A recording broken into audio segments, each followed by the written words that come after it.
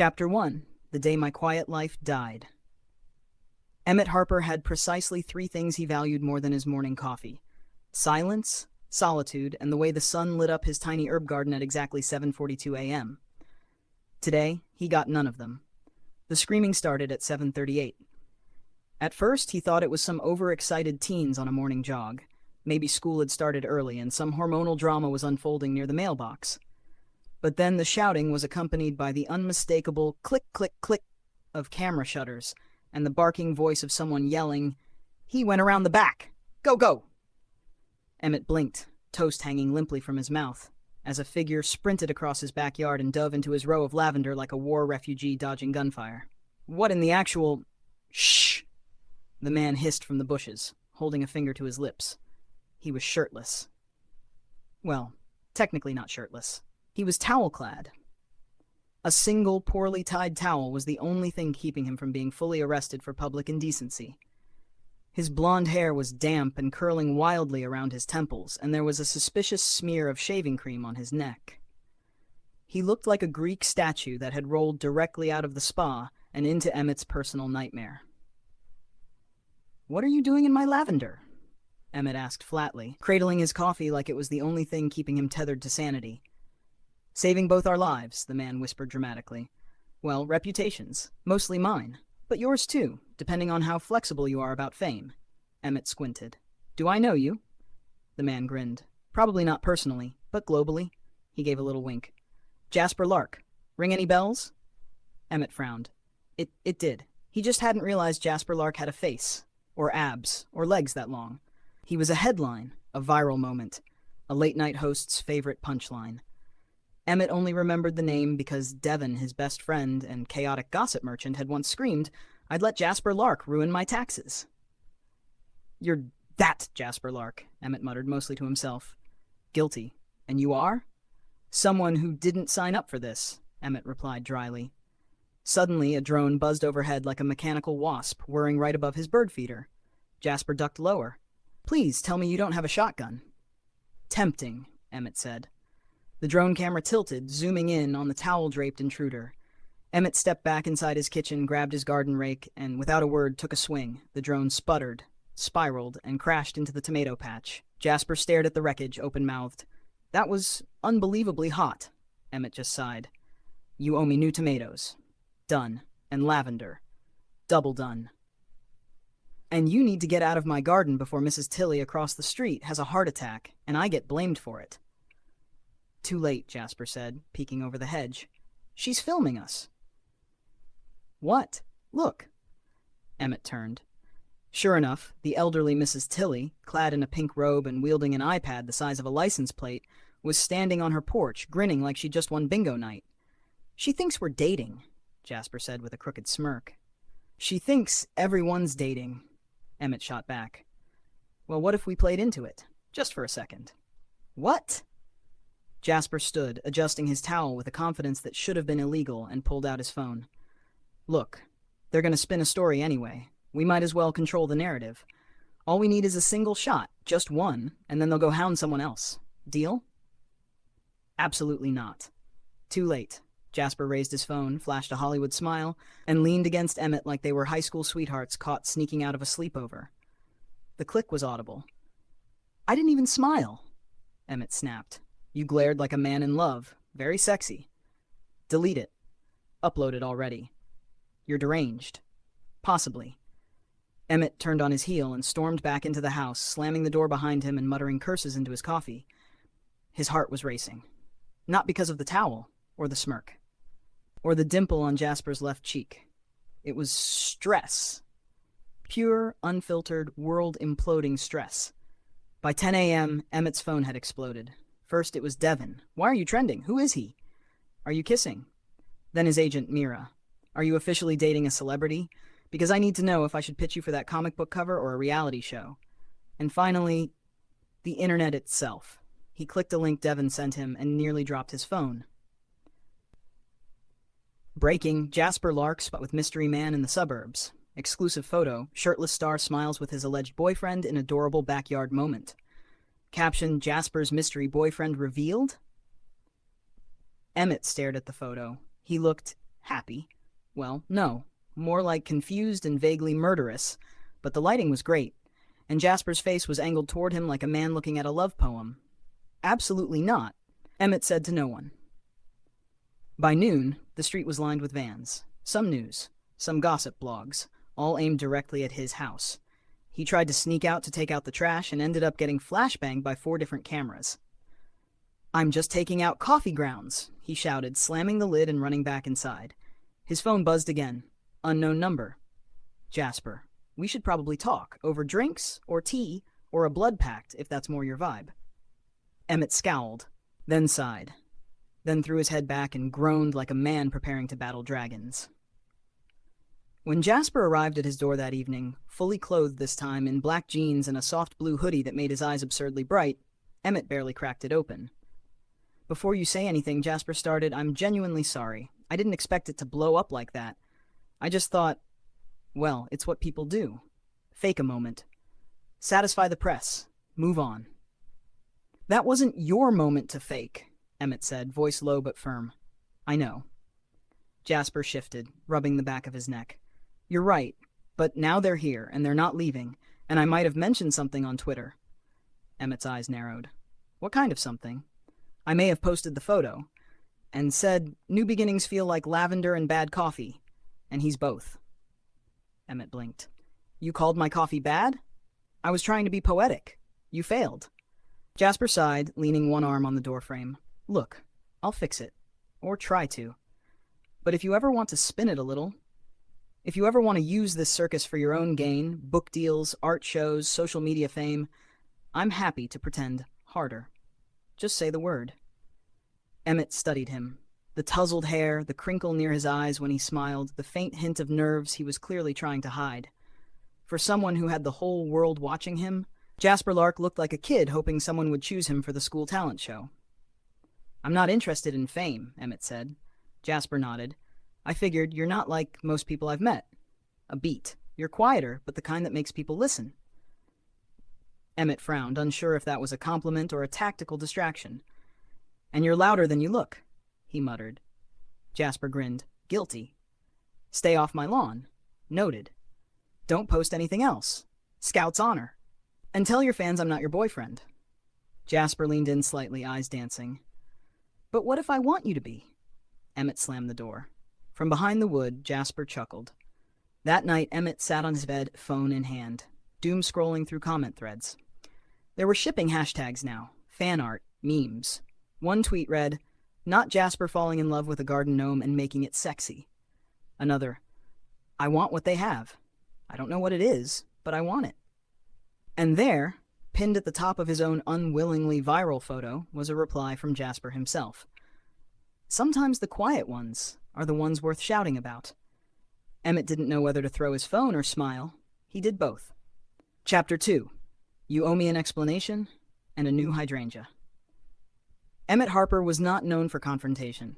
He was known for quiet sighs, awkward silences, and mumbling apologies to plants when he overwatered them. But today, he was on a warpath. Wearing an oversized hoodie and polka-dotted pajama pants that gave him no intimidation points whatsoever, he stormed across the street and up Jasper Lark's perfectly trimmed front walk, fists clenched and determination burning. He didn't bother knocking. He banged. Twice.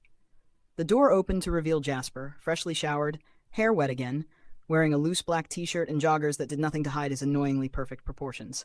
His smile was already halfway formed, as if he'd been expecting this. Emmett didn't wait for it. "You owe me a new hydrangea," he snapped. Jasper blinked. "Hi to you too." "No, no pleasantries. You trampled it." "The plant." "Yes, the plant." "I thought it was a bush." "It was a hydrangea and her name was Ruth." Jasper blinked again. "You named your bush?" "Plant. And yes, Ruth had personality." "She'll be missed." Emmett pushed past him into the house. "Hey, I didn't say come in." "You posed with me, half naked, and told the internet we were in love. I think the boundary lines are a little fuzzy."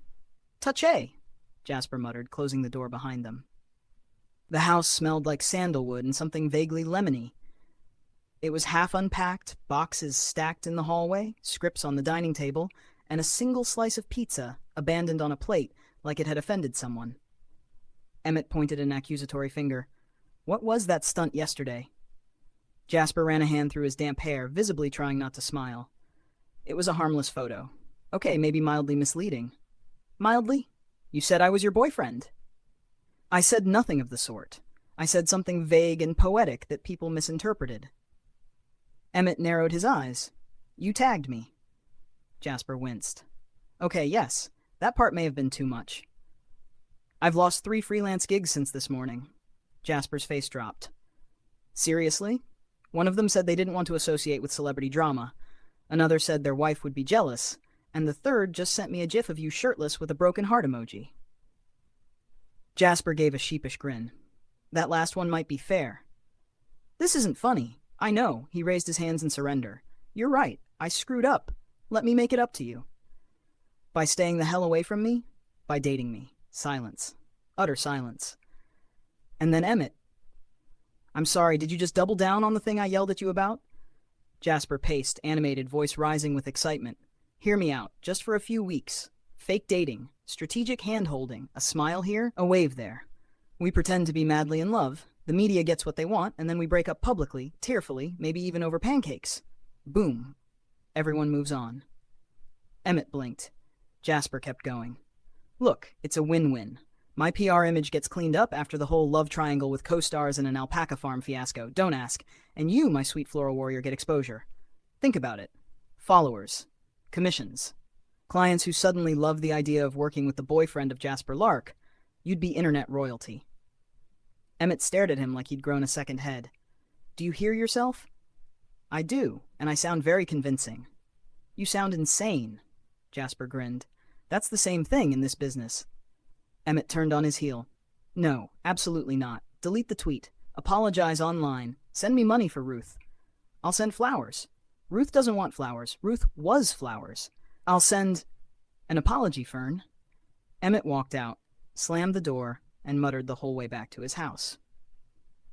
The day only got worse. By 2 p.m., a delivery guy dropped off a crate labeled emotional compensation, containing 4 dozen white roses and a giant plush bear wearing a sash that read, Team Jazzmet. By 3 p.m., Mrs. Tilly rang the bell to deliver homemade cookies and whisper, I always knew you were special, dear. That boy's eyes light up when he looks at you. Emmett tried explaining that they weren't together. She patted his hand. That's what I told Mr. Tilly before our honeymoon. Mr. Tilly had died in 1992. By 5 p.m., the weird part happened. There was a knock.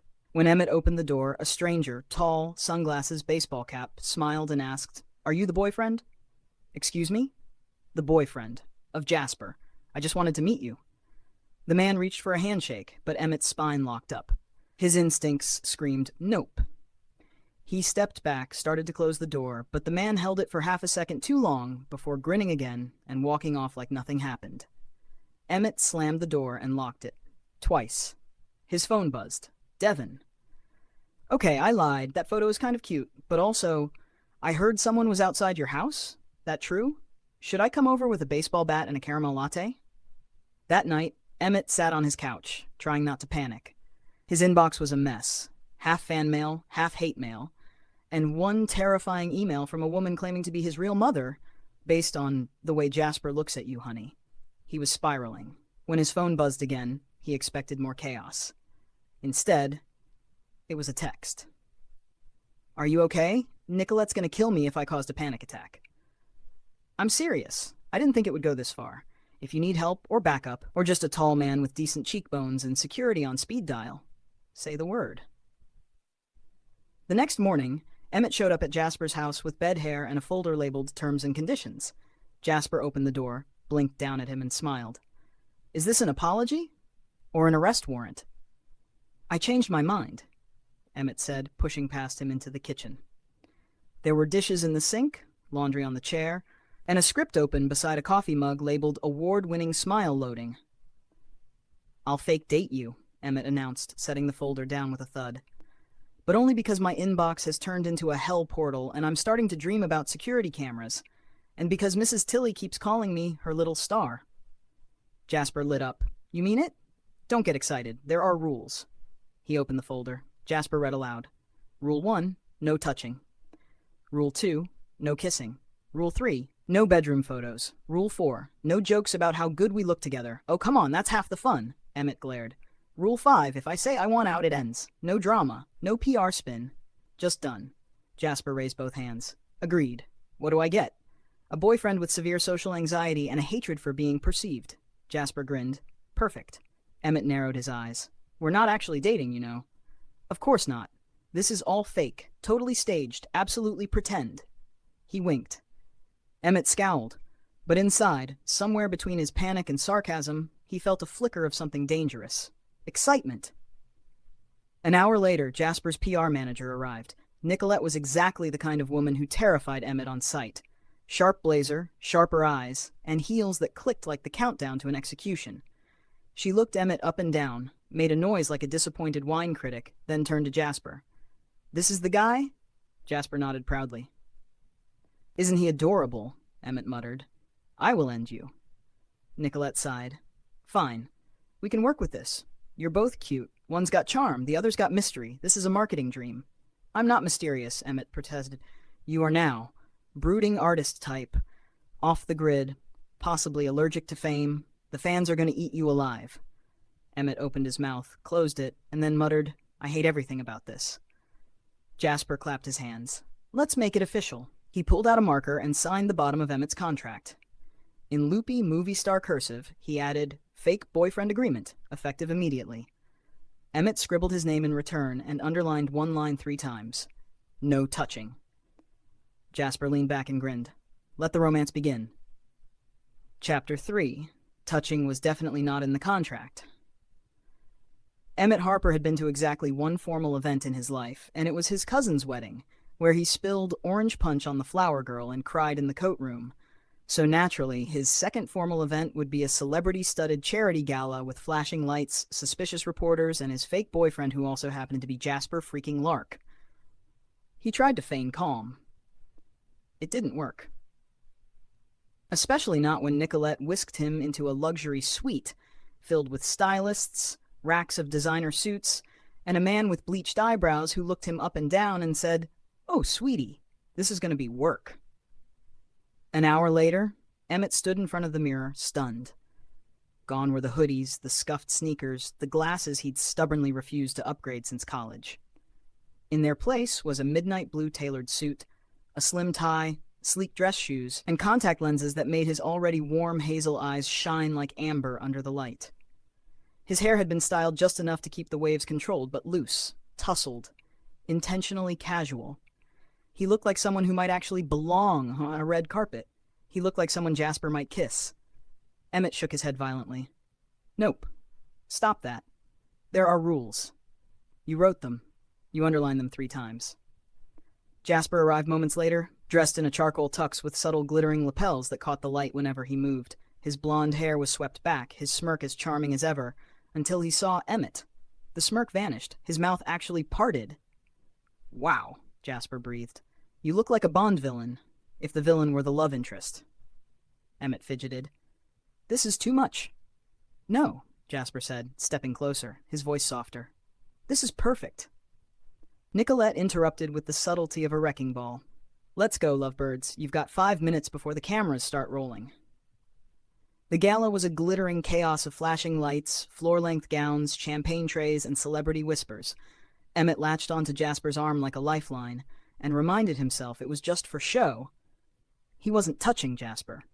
He was holding the illusion together. Smile, Jasper murmured, and try not to look like you're being kidnapped. Harder than it looks. They posed. They waved.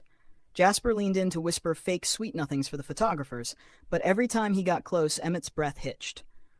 One reporter shoved forward with a mic. Jasper, is this your new beau? You've been very quiet since the Julian split. Emmett flinched. Jasper didn't. This is Emmett, he said smoothly. He's brilliant, talented, and doesn't like when strangers comment on his personal life. The reporter blinked. So you're confirming the relationship? Jasper smiled. You can confirm whatever you want. I'll just keep being lucky. The reporter blinked again. Right, well, moving on. As the woman was pulled away by PR staff, Emmett muttered, You didn't have to say all that. I didn't lie. You're a professional liar. I'm a professional actor. It's different. Also, you do look brilliant, even if you're clenching your jaw hard enough to crack a diamond. Emmett huffed. There's glitter in my socks. And yet somehow you're still the best-looking person in the room. I will set your hair on fire. Jasper's grin widened. Inside, the gala transformed into a warm-lit ballroom. A jazz band played softly. Waiters glided between tables. Celebrities mingled. Emmett tried to blend into the shadows until Jasper dragged him into conversation after conversation with people who were far too beautiful to be real. At one point, he was cornered by an 8-year-old child actor who called him Daddy's boyfriend and asked if he could help her do multiplication. "What makes you think I'm good at math?" "You wear glasses," she said. Emmett blinked. "I don't even." He gave up. "Okay, what's the question?" She beamed.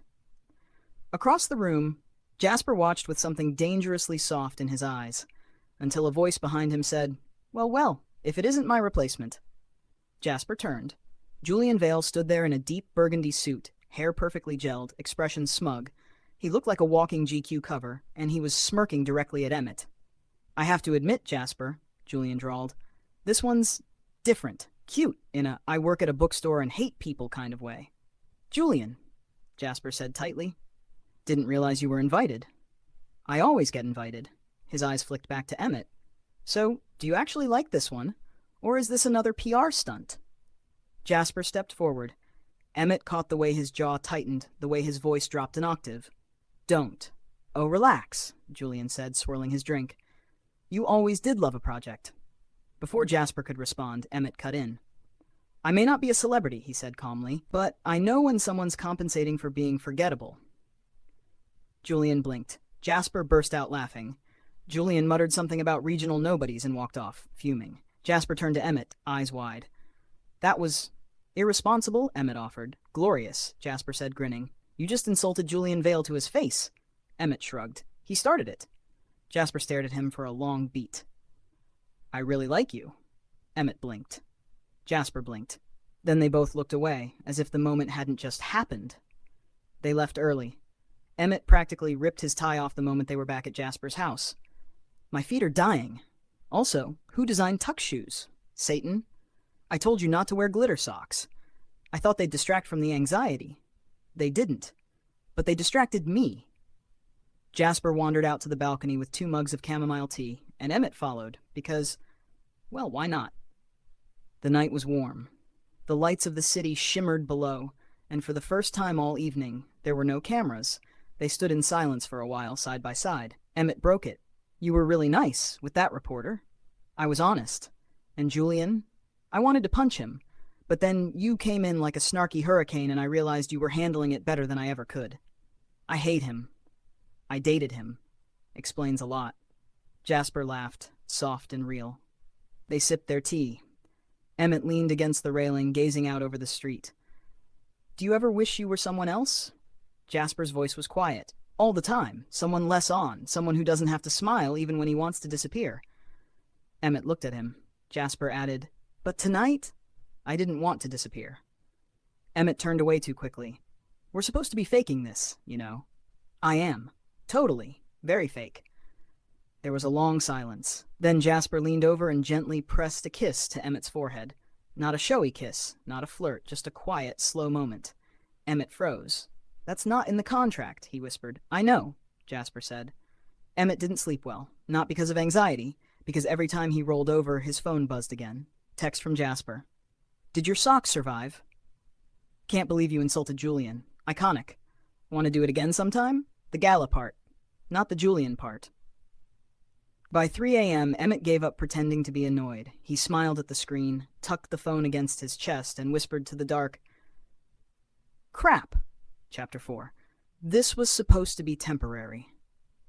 By the 3rd week of their fake relationship, Emmett had a recurring problem. He kept forgetting it was fake. It was hard to remember boundaries when Jasper made him laugh at least twice a day. Sent him ridiculous good morning selfies. Today's included toast shaped like a heart and a poorly photoshopped dog, and showed up at his doorstep with an armful of takeout just to say, "I didn't feel like eating alone." The contract, which still hung on Emmett's fridge like a passive-aggressive roommate, was increasingly being ignored.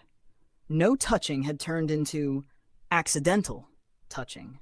which turned into longer than necessary touching, which turned into Jasper falling asleep with his head in Emmett's lap during movie night, and Emmett absolutely not moving for 2 hours just in case he woke him up. The more time they spent together, the more real it started to feel. There were early morning walks to the neighborhood farmers market, where Mrs. Tilly declared them her favorite young couple and gave them free strawberries for fertility. There was Jasper, learning how to scramble eggs, badly, and proudly yelling, "I didn't burn anything," before promptly dropping the entire pan. There was Emmett, sketching while Jasper napped on his couch, the rise and fall of his chest steady, quiet, comforting. It was dangerous. Because Emmett had been here before. Almost. Close enough to hope. Close enough to fall. Close enough to get hurt. He tried to keep his distance, but Jasper, he made it so damn hard.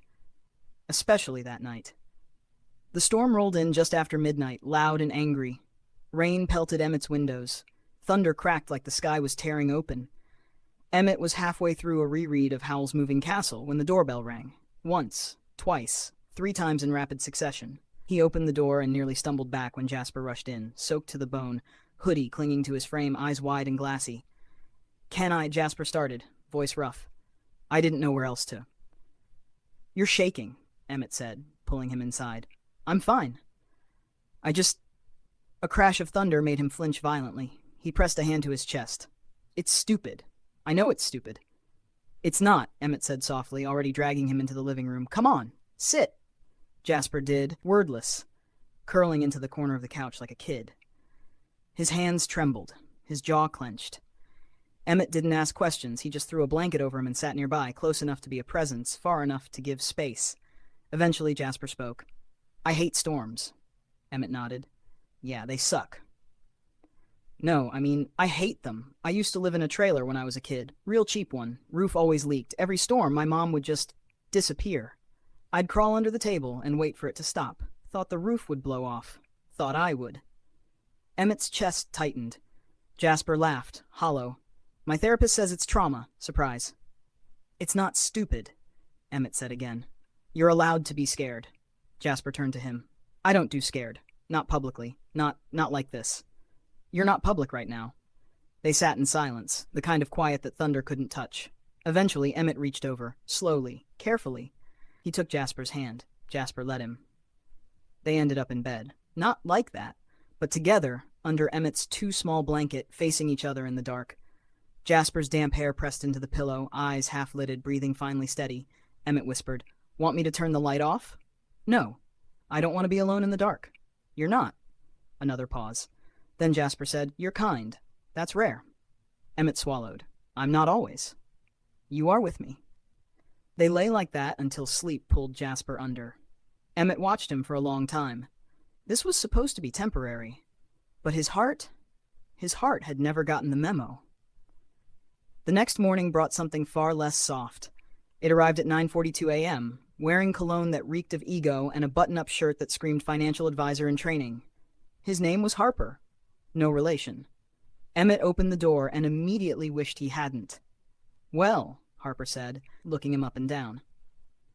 "You're exactly what I expected." Emmett blinked. "Why are you here?" "I heard you're dating someone new." Harper's tone dripped with something between amusement and disdain. "Thought I'd offer a friendly warning." "Get off my porch." Harper stepped closer.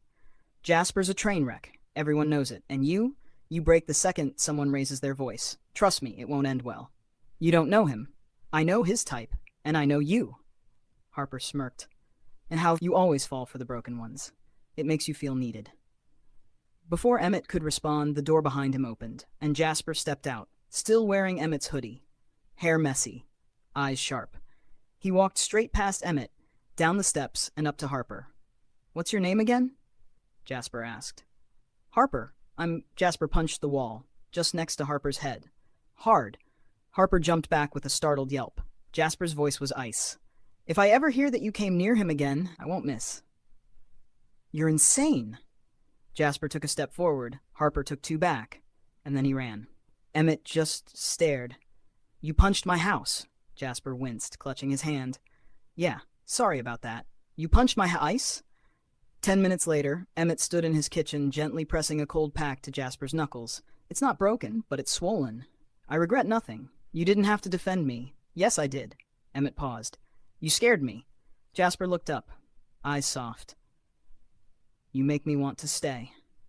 That was it. The line that unraveled Emmett's carefully stitched defenses.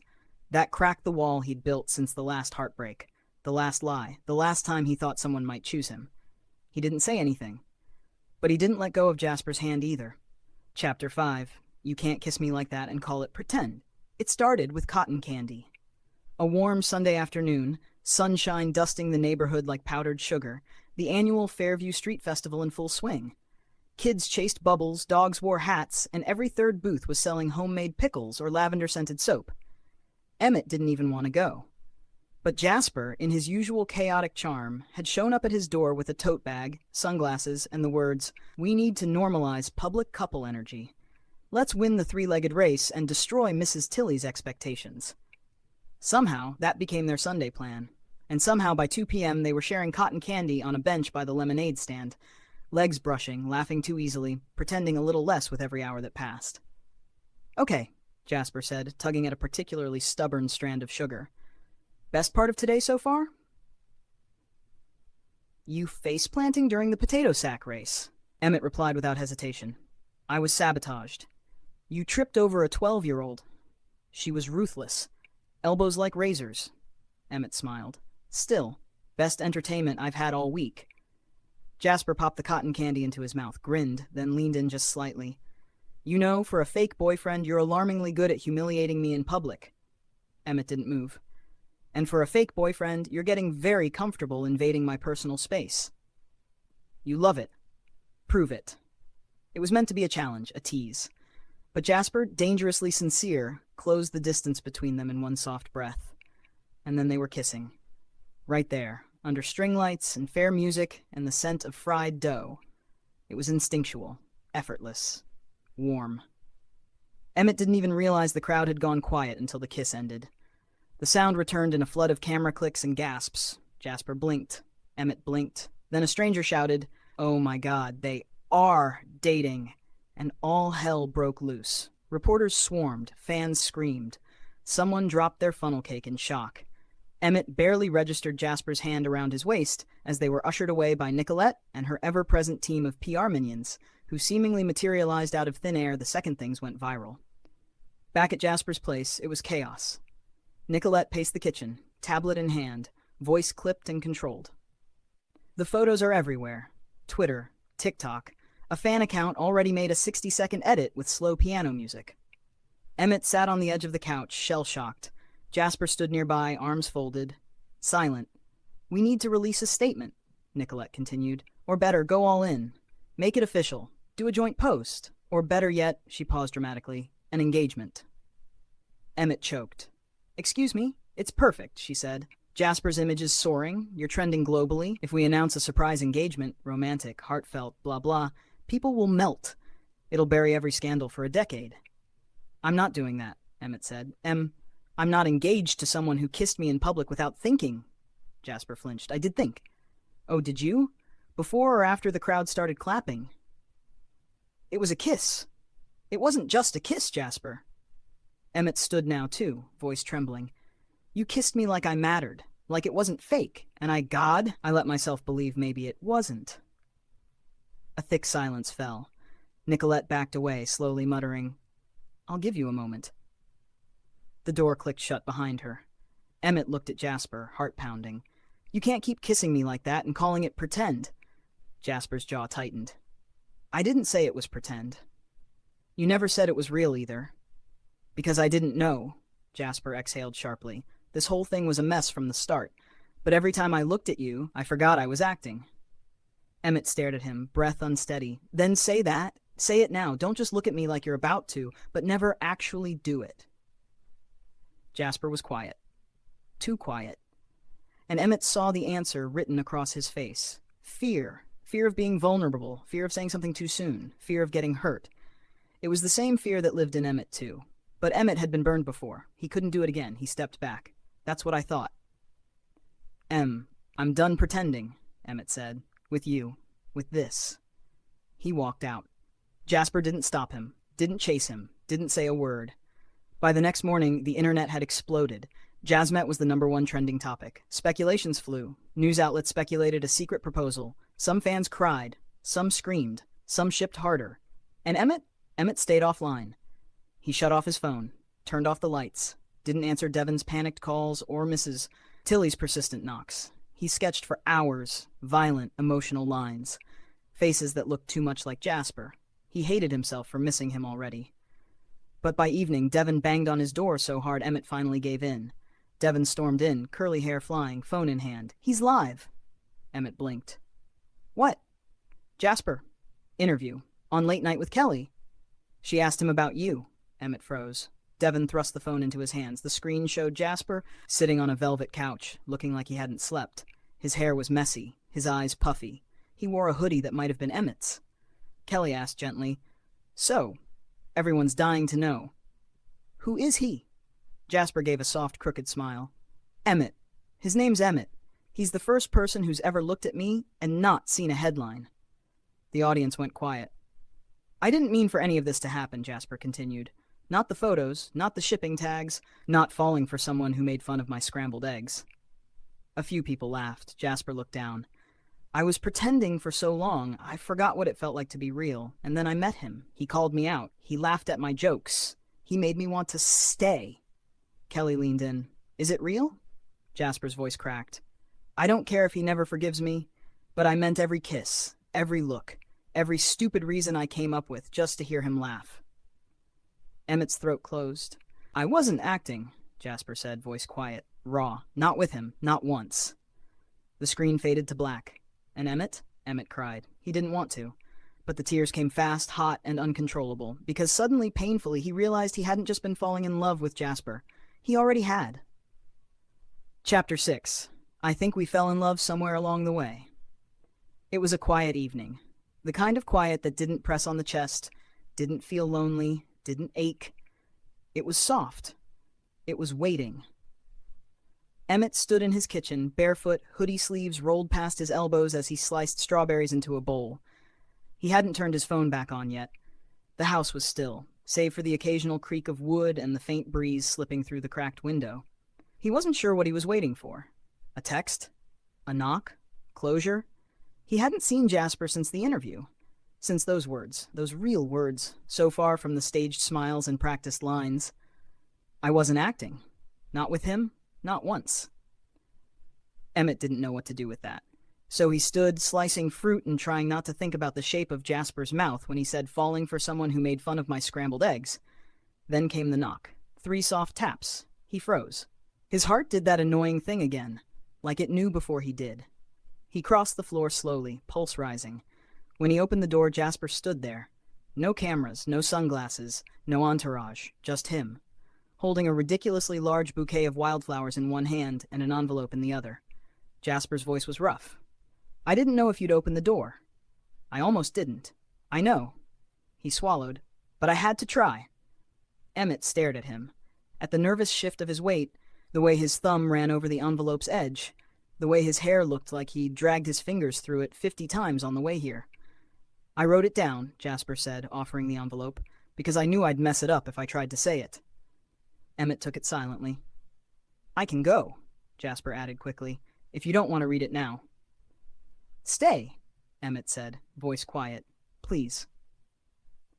They stood in the hallway while Emmett opened the letter. His eyes scanned the first line, and then the second, and then he had to sit down. It wasn't a dramatic letter. No sweeping declarations. No poetic flair. It was real. I don't know when it stopped being pretend. Maybe it was the way you laughed with your whole face, or the way you whispered goodnight even when you thought I was asleep. Maybe it was the first time I saw you draw and realized I wanted to live in whatever world you created. All I know is I'm not good at being real, but I'm trying to be. With you, if you want me. Emmett looked up. Jasper was still standing, eyes locked on him. "I'm terrified," Jasper said. "You deserve someone who knows how to love properly. I'm still figuring that out." "You're not the only one," Emmett whispered. They stood there for a long moment. Then Emmett rose, closed the gap between them, and kissed him. It wasn't showy. It wasn't a performance. It wasn't anything that could be captured in a tweet or turned into a meme. It was slow, warm, the kind of kiss that said, "I missed you, and I'm sorry, and please stay." Jasper kissed him back like he was memorizing the shape of every breath.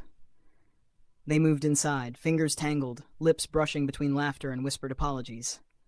Clothes didn't come off quickly. They came off like confessions. Careful, vulnerable, reverent. When they finally collapsed into bed, wrapped around each other like they'd been waiting their whole lives for this exact moment, Emmett buried his face in Jasper's neck and smiled. "You smell like chamomile. I panic-sprayed your room spray before I came over." Emmett laughed. Jasper kissed his shoulder. There were no loud declarations, no promises shouted to the sky, just touch and stillness, and a love that had tiptoed in quietly, rooted itself slowly, and bloomed before either of them realized it. Weeks passed. Everything changed, and somehow nothing did. Jasper moved in. Not with a dramatic suitcase drop, but gradually. A toothbrush here, a hoodie there. Until one morning, Emmett looked around and realized every room had a little piece of Jasper in it. Their mornings were a mess of toast, shared newspapers, and Jasper yelling, "Do not quote me in your comic again." Emmett still did. Devin caught them kissing in the driveway once and posted it on TikTok with the caption, "This is my Roman Empire." It hit 2 million views. Mrs. Tilly appeared in the comments. "They belong together." She also started bringing them matching mugs with "My neighbor's boyfriend is better than yours" printed on them. Emmett started drawing again. Really drawing. A children's book series bloomed from the sketchpad by the bed, about a squirrel who accidentally becomes famous and the quiet raccoon who helps him find his way home. The publisher loved it, said the characters had chemistry. Emmett blushed for a full 10 minutes. Jasper read the draft out loud every night before bed, complete with silly voices. They were happy. Messy, sometimes chaotic, but healing. On a golden evening at the end of summer, Jasper led Emmett out into the garden behind the house. The flowers had overgrown. Bees hummed lazily. String lights twinkled above them. Soft music played from the little speaker Jasper had stolen from Emmett's office. "Dance with me," Jasper said. "No one's watching," Emmett replied. "Exactly why I asked." So they danced. Slow, close, foreheads touching. The kind of dance that didn't need music to feel like a song. After a long moment, Emmett whispered, "So, still pretending?" Jasper smiled, hands firm around his waist. "No, I think we're writing the real thing now." And Emmett believed him.